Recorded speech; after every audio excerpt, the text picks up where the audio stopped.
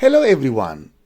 Today we will discuss development of the English language in Middle Ages. This will be part 2 of our lecture. In part 1st I discuss development of the English language in early medieval period. And today we will discuss development of the English language in later medieval period. Let's discuss and learn in detail. Development of the English language in Middle Ages. As warfare with France dragged on, English not only survived but triumphed.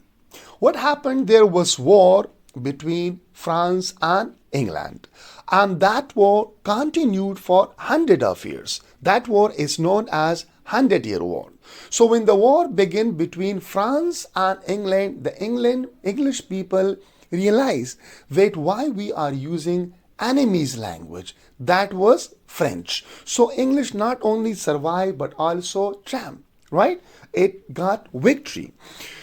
So among English upper class, it came to seem unpatriotic to use language of nation's number one enemy. So that time France was number one's enemy of England. So the nobility and the noble class realized that it would be unpatriotic, right? It would be to be disloyal with your nation to use the language of enemy, which was French. So especially using the Anglo-Norman variety of French was ridiculed by the real French speaker across the English Channel.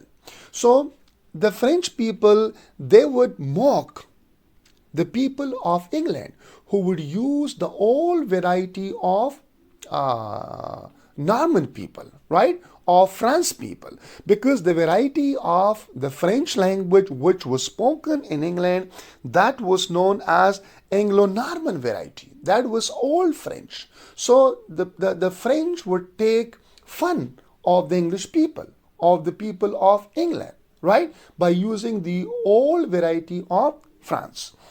So by the end of 100-Year War, English had gone again, became the first language of most of English nobility, right? So when the 100-Year War was at the end, so English became the language of nobility as well, because it was already the language of the common people, of the peasant, while Latin was the language of the church, and French, Anglo-Norman French, that was the language of nobility and aristocratic class. Now at the end of the war, the nobility also started to use English language, right? Imagine it's 1300s, right? You're living in 1300s and you are an English noble sipping wine in your castle, speaking French at dinner. You're at the castle sipping wine and having what? Having wine and speaking French at dinner, writing letters in French, that was Anglo-Norman French, old French, and sending your kids to learn French manners, because that's what refined people do. As we see that in our subcontinent, also if you are a rich person, right? So you will send your children to the schools where English is taught. And you would think that this is a refined language. So in that time, this nobility thought that it is a refined, what refined people do. They speak French, they write in French, they send their children to school where they learn French. So nobility was doing the same thing in England also. That was 1300. But at the end of this 100-Year War, what happened? Nobility quit this language and they started to speak English. But then England and France go to war, a long, bitter war that lasts over 100 years, from 1337 till 1453. It wasn't like a continuous war. There were some breaks, okay, but that war went on for 100 years. And suddenly speaking French becomes very uncool during the war between England and France. Then what happened? Example 1. Wait, we are speaking the enemy's language. The nobles realize, wait, what we are doing? We are fighting against the France and we are speaking their language. So it was a shame for them. It was a kind of unpatriotic act. As war dragged on, English nobles start to realize why we are using the language of the very people we are fighting. You are fighting with people also. You are using the language also. So why we are using the language, right? So they are changing now. That would be like using your rival football team's chant at your own game. So that was total training, right? That's what we are doing. So slowly, but surely, they ditch French and return to English. Fine? Not just for casual use, but in the court, in government, and in literature, speaking English becomes patriotic. So before the war begins with the France, in courts, law, government, nobility, aristocratic class, they use French language, Anglo-Norman French, Old French. But now they ditch French and they return to English by government, official language, by official nobility and literature. So you will see now that later on Geoffrey Chaucer will be also writing Canterbury Tale in English language. That was Middle English. Example 2. The French thing, your French is funny, as I told. Okay? That the French thing, that the French you're speaking in England. So they would mock you. They would take fun of you because you are using that old variety of French language. So to make things worse for the English aristocratic, still clinging to French, right? To make things worse for the English aristocrats still clinging to French, the real French speaker in France. They were still speaking that French language, okay, but that was old French. So the real French speakers in France mocked the Anglo-Norman dialect spoke in England.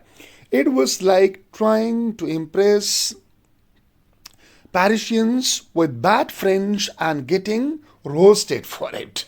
Right? So that was a kind of bad French, old variety of French. So the French people would mock them, English people. So nobles thought that why bother sounding ridiculous in French when we could sound proud, the authentic in English. These nobility thought and they turned from French to English language.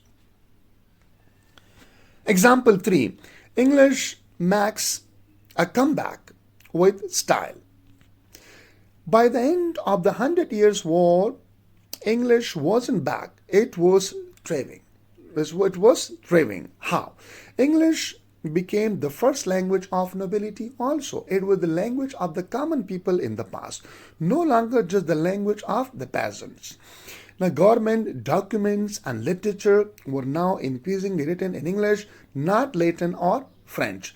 Major literary works like the Chaucer's, the Canterbury Tale was composed in English, giving the language prestige and beauty. So he was the first man, Geoffrey Chaucer, who produced Canterbury Tales in English, Middle English. And that was the result of France and England war. Nobility realized that we should not use our enemy language because they also make fun of us by using this old variety of French language.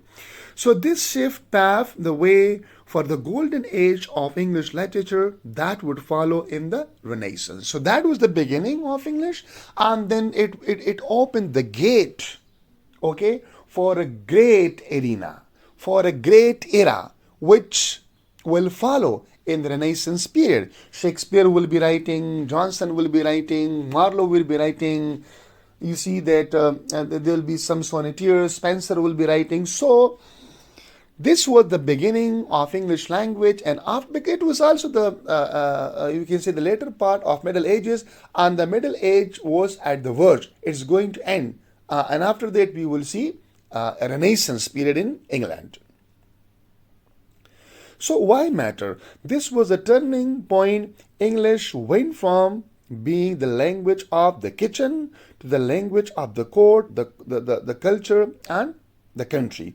In the past, English was the language of the kitchen because peasants would prepare food for them. and then they would eat. It was a language of, it became the language of the court now, it became the language of the culture now, and it became the language of the country now. Because there was separation from the French language, right? And they changed their root. So, all thanks to a long war between France and England, a little nationalism, and some French snobbery. So this was part second, that how English developed in the later medieval period. So if you want to know that how English developed in early Middle Ages, so you need to watch my first part of the development of English language in Middle Ages. Please do provide your valuable comment about today's lecture. Thank you so much.